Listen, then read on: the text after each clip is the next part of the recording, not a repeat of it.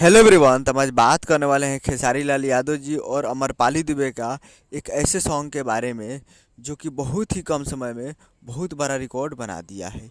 और इस गाने को लिखे हैं प्रफुल्ल तिवारी जी और इसमें म्यूजिक दिए हैं रजनीश मिश्रा जी, जो कि आपको स्क्रीन के ऊपर दिखाई दे रहा है। जिस सॉन्ग का टाइटल है पिया जी के मुस्की, जिसका टाइटल है पिया जी के मुस्की। और ये बहुत ही कम समय में बहुत बड़ा रिकॉर्ड बना दिया है। और ये एक मूवी का सॉन्ग है जिस मूवी का नाम है डोली सजा के रखना।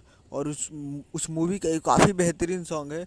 और इस गाने को गाई है प्रियंका सिंह जी सिर्फ, और इसका सिंगर प्रियंका सिंह जी है। और वीडियो में आपको दिखेंगे खेसारी लाल यादव जी और अमरपाली दुबे जी।